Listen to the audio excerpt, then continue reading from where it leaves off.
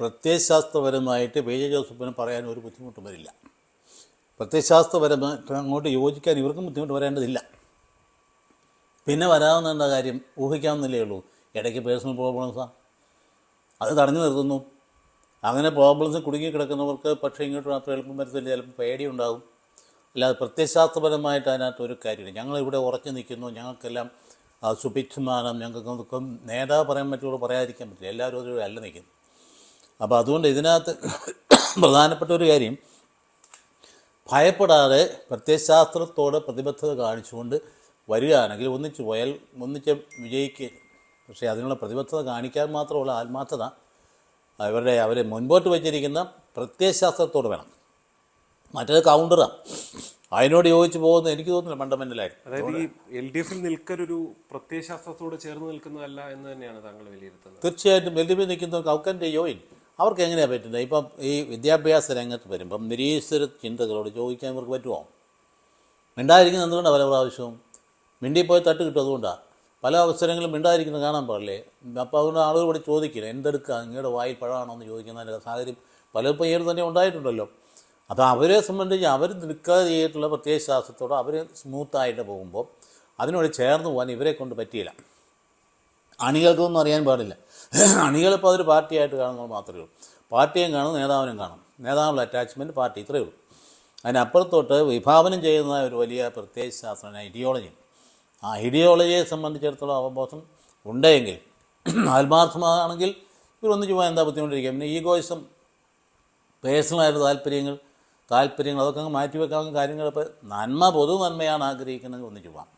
ഈ കേരള കോൺഗ്രസ് എമ്മിനൊപ്പമുള്ള പലർക്കും UDF-ലേക്ക് വരണമെന്നൊക്കെ താല്പര്യമുണ്ട് എന്നൊക്കെയുള്ള കേട്ടുകേൾവികളും പൊതുവെ വരാറുണ്ട്.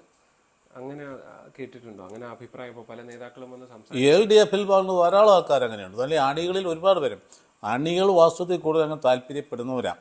പിന്നെ ഞാൻ നേരത്തെ പറഞ്ഞല്ലോ, അവർ നേതാവിനെ നോക്കി നിൽക്കാതിരിക്കാൻ പറ്റില്ല കുറച്ച് കാര്യം. കാരണം നേതാവിനെ കൊണ്ട് ചില ഗുണങ്ങളൊക്കെ ഉണ്ടായിരുന്ന ആൾക്കാരൊക്കെ. അപ്പം അങ്ങനെ വരുമ്പോൾ അവരനുസരിച്ച് നിൽക്കും. പക്ഷേ നേതാവിൻ്റെ തലയ്ക്കകത്ത് വിളിച്ചുകൊണ്ടായിരുന്നു. അങ്ങനെ വരുമ്പോൾ മാറ്റം വരും. അതിനകത്ത് നേതാക്കന്മാരുടെ ഇടയിൽ തന്നെ അതൊന്നും എല്ലാവർക്കും അറിയാവുന്ന കാര്യമല്ല. എല്ലാവർക്കും അറിയാവുന്ന കാര്യമാണ്. പിന്നെ എന്തുകൊണ്ടാണ് നിൽക്കുന്നത്? ചില കാര്യങ്ങൾ, ചില പ്രശ്നങ്ങളിലൊക്കെ അവർ അവിടുന്ന് പോന്നു കഴിഞ്ഞാൽ ചില വ്യക്തികൾക്കും ചില നേതാക്കന്മാർക്കൊക്കെ വിഷമവും പ്രശ്നങ്ങളും ഉണ്ടാകും എന്നുള്ളത് കൊണ്ട് തന്നെ അങ്ങ് വാസ്തവത്തിൽ സഹിച്ച് നിൽക്കാമെന്ന് എനിക്ക് തോന്നും. സഹിച്ചങ്ങ് നിൽക്കുക. അല്ലെങ്കിൽ ഓരോ ഘട്ടങ്ങളിൽ അവർക്ക് അവകാശപ്പെട്ടത് കിട്ടിയില്ലെന്ന് പറയും. എന്തോത്തെ പരാതി വന്നാൽ അതിന് ഇപ്പം നോക്കിയാൽ അടുത്ത തദ്ദേശ സ്വയംഭരണ സ്ഥലത്തിന് തെരഞ്ഞെടുപ്പ് വരാൻ പോകില്ലേ, അല്ലെങ്കിൽ സെലക്ഷൻ വരാൻ പോകില്ലേ, അന്നേരം കാണാം ഇവർക്ക് താല്പര്യപ്പെടുന്ന രീതിയിലൊക്കെ ഇവർക്ക് കിട്ടുമോ ഇല്ലയോ എന്നുള്ള അറിയാമല്ലോ അന്നേരം. എന്ന് വിചാരിച്ച് ഇപ്പറേ വന്നാൽ കിട്ടണമെന്നുമില്ല. ഇപ്പറേ വന്നാൽ കിട്ടണമെന്നുള്ളതിനേക്കാൾ കൂടുതലായിട്ട് ഒരു ഒറിജിനലായിട്ടുള്ള ഐഡിയോളജി അതിനോട് ചേർന്ന് നിൽക്കുന്നതിന് ഒരു സ്മൂത്ത്നെസ് ഉണ്ട്, അണികൾക്കും എളുപ്പമുണ്ട് ഉണ്ണിയേർന്ന് പോകാനായി. അത് മനസ്സിലാക്കുകയാണെങ്കിൽ നല്ല കാര്യമായിരിക്കും. ഇപ്പുറത്ത് വരുമ്പം ഒരുപാട് കൊടുത്തിട്ടുണ്ടല്ലോ. നേരത്തെ 9 സീറ്റ് ഉണ്ടായിരുന്ന, ഒറ്റയ്ക്കുണ്ടായിരുന്ന സമയത്തുണ്ടായിരുന്നത് 12 സീറ്റ് കൊടുത്തു. തദ്ദേശ സ്വയംഭരണ സ്ഥാപനങ്ങളിൽ ഇവർ വന്നതോടുകൂടി വലിയ നേട്ടമുണ്ട്. അപ്പോൾ അവർ പറയുന്ന കണക്കുകൾ യഥാർത്ഥത്തിൽ LDF-ൽ എത്തുമ്പോഴും ശരിയാണല്ലോ. അത് ഞാൻ പറയുന്നത്, അത് കഴിഞ്ഞിട്ട് പിന്നെ വന്നപ്പോൾ എന്തുകൊണ്ട് ഇപ്പോൾ MP സ്ഥാനത്ത് ഈ പറയുന്ന രാജ്യസഭയിലേക്കുള്ള സ്ഥാനത്ത് വേണ്ടി എന്തെങ്കിലും ടെൻഷൻ ഉണ്ടായിക്കഴിഞ്ഞാൽ അവസാനം കിട്ടിയത് എന്തുമാത്രം. അത് കിട്ടിയില്ല എന്നെങ്കിൽ ഇപ്പം തന്നെ വട്ടപൂജ്യമായി പോകുമായിരുന്നില്ലേ. അപ്പോൾ അതുകൊണ്ട് അങ്ങനെയുള്ള ടെൻഷനൊക്കെ അതിനകത്തുണ്ട്, സംശയമില്ലാത്ത എല്ലാവർക്കും അറിയാവുന്ന കാര്യമാണ്. അതിൽ അസംതൃപ്തരാണ് എൻ്റെ അണികളിൽ നല്ലൊരു വിഭാഗവും. അസംതൃപ്തി ഒരുപാട് നിൽക്കുന്നുണ്ടെന്നുള്ള അറിയാൻ പാടില്ല, അഞ്ഞിട്ടൊന്നുമല്ല. അതേസമയത്ത് ഈ പറഞ്ഞ ഒരു പാർട്ടി എന്ന നിലയിൽ ഒന്നിച്ചിരിക്കാൻ താല്പര്യമുള്ള ആൾക്കാരാണ് അണികളിൽ നിൽക്കുന്നത്. അവരെ അതൊക്കെ ഒരു ഉയർന്ന ഐക്യത്തിലേക്ക് വരികയാണെങ്കിൽ അത് രണ്ടു കൂട്ടർക്കും മെച്ചമായിരിക്കുന്നത്. പക്ഷേ മ്യൂച്വലായിട്ട് റെക്കഗ്നൈസ് ചെയ്യണം, താഴ്ത്തി കയറ്റാൻ പാടില്ല. നേതാക്കന്മാരെല്ലാം പരസ്പരം അംഗീകരിക്കാൻ തയ്യാറാണെങ്കിൽ മാത്രമേ മുമ്പോട്ട് ഒരുമയിൽ പോകാൻ പറ്റൂ. അല്ലെങ്കിൽ മേധാവിത്വം കൊണ്ട് വന്ന ആരാ ഇക്കാലത്ത് ശരിയാണ്. അപ്പം അല്ലെങ്കിൽ അത് ഇങ്ങനെയുള്ള പാർട്ടിയായിരിക്കാം. ഇത് കേഡർ പാർട്ടി അല്ലല്ലോ.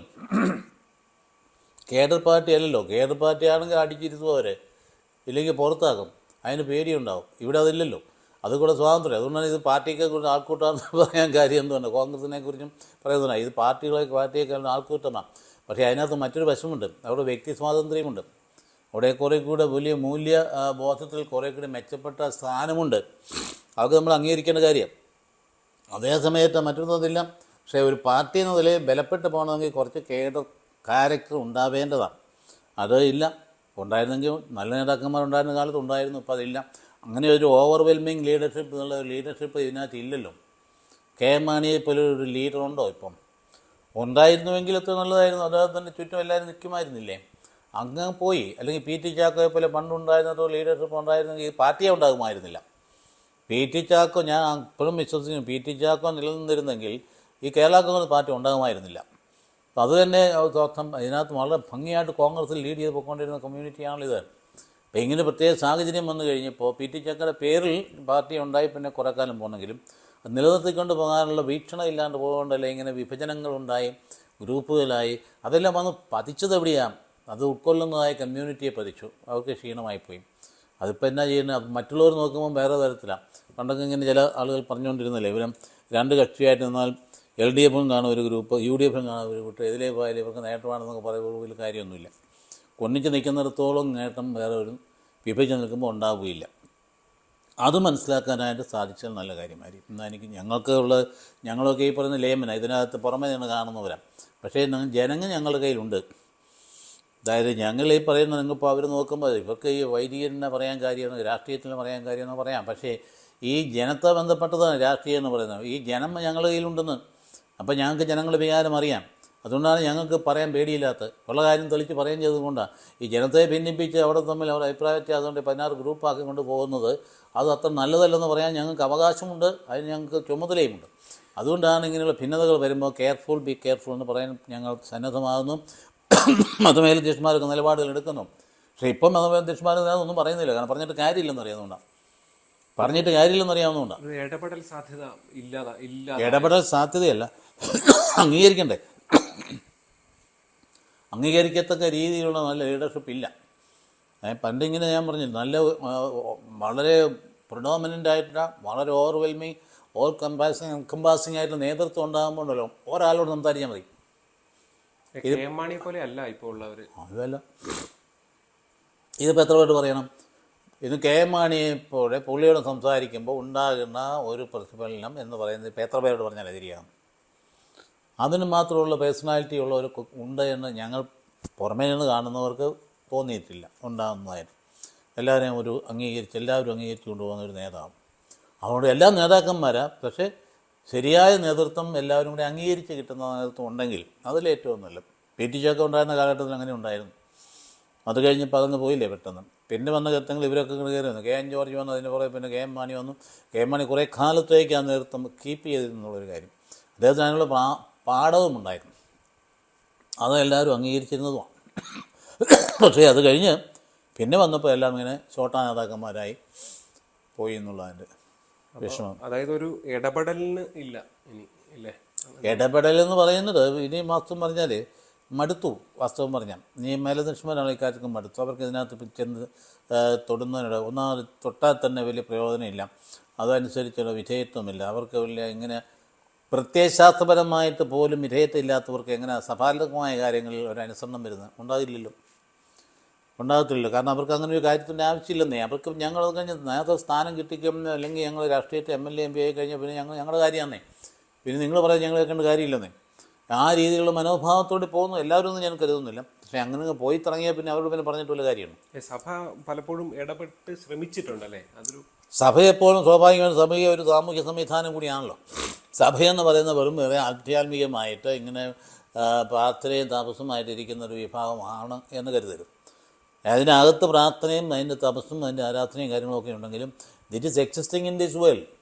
അപ്പോൾ അതുകൊണ്ട് ഇവിടുത്തെ സമൂഹത്തോട് ചേർന്നാൽ പോകുന്നു. അപ്പോൾ അതിൻ്റേതായിട്ട് നിലപാടുകൾ ഉണ്ടാകും, എടുക്കേണ്ടതായിട്ട് വരും. ആ നിലപാടുകൾ എടുക്കുന്നതാണ് സഭ ഇടപെടുന്നതെന്ന് പറയും. സഭയുടെ തലത്തിൽ തന്നെ നിന്നുകൊണ്ട്, അല്ലാതെ സഭ ഒരിക്കലും പൊളിറ്റിക്സിൽ ഇൻവോൾവ് ചെയ്യാൻ ആഗ്രഹിക്കുന്നില്ല. പണ്ട് തൊട്ടേ അങ്ങനെയാണ്. പ്രത്യേകിച്ച് കത്തോലിക്ക സഭ പൊളിറ്റിക്സിൽ ഇടപെടാൻ ആഗ്രഹിക്കാത്ത സഭയാണ്. അഭിപ്രായം പറയുകയും സംസാരിക്കുകയൊക്കെ ചെയ്യാറ്. പിന്നെ വ്യക്തിപരമായിട്ട് കാര്യം അതല്ല ഞാനീ പറയുന്നത്. ഇപ്പോൾ ഞാനീ പറയുന്നതുകൊണ്ടാണ് എനിക്ക് എനിക്ക് അവകാശമുള്ളതുകൊണ്ടാണ് ഞാൻ പറഞ്ഞു വരുന്നത്. ഇവരുടെ നിലപാടുകൾ കൊണ്ട് ഈ കമ്മ്യൂണിറ്റി, സഭയാകുന്ന കമ്മ്യൂണിറ്റിക്കൊത്ത് ശിഥിലീകരണം സംഭവിച്ചിട്ടുണ്ട്. അത് ഇനി മാറ്റിമറിച്ച് പോകണമെങ്കിൽ ഇവർ ഒന്നിച്ച് വന്നാൽ അതിൻ്റെതായ യോജിപ്പും ഒരു കൂട്ടായ്മ ഒന്നിച്ച് കൊണ്ടുപോകാനായിട്ട് സാധിക്കും. അതവർ ചെയ്യാത്തത് വാസ്തവത്തിൽ തെറ്റാണ്. അവർക്ക് അതിനുള്ള വിശ്വാസത്തിന് പ്രത്യേകതരൊന്നും അവരുടെ ഉള്ളിലൊന്നും ഉണ്ടെന്ന് ഞങ്ങൾക്ക് ആർക്കും കരുതുന്നില്ല. അപ്പോൾ ഒരു വ്യക്തി ഇങ്ങനെ ഒരു സമൂഹത്തിലൊരു സഭയിൽ ജനിച്ചതുകൊണ്ട് അത് ആ സഭയുടെ കാഴ്ചപ്പാടും അതിൻ്റെ വീക്ഷണം ഉൾക്കൊള്ളണം എന്നില്ല. പേര് രജിസ്റ്റർ ചെയ്തതുകൊണ്ട്, ഒരിടവയെ പേര് രജിസ്റ്റർ കൊണ്ട് അത് ഒരു കാത്തലിക് ആകണം എന്ന് പുറമേ അറിയപ്പെടുന്നു. അങ്ങനെ റിയലി കാത്തലിക് എന്ന നിലയിൽ എന്താണ് വിഭാവനം ചെയ്യുന്നത് അങ്ങനെ ആയിരിക്കണം എന്നില്ല. അതുകൊണ്ടൊക്കെയാണ് ഇങ്ങനെയുള്ള കാര്യങ്ങളിൽ അഭിപ്രായം പറയുക അല്ലെങ്കിൽ ചോദിക്കുകയൊക്കെ ചെയ്യുമ്പോൾ വാസ്തവത്തിൽ പറയാനൊക്കെ മടി കാണിക്കും ആൾക്കാർ. എന്താ ഇതുകൊണ്ട് എന്നാ പ്രതിഫലം എന്താ ഉണ്ടാകുന്നു, അവർക്കൊക്കെ മറ്റ് ഇൻട്രസ്റ്റുകളാണ്.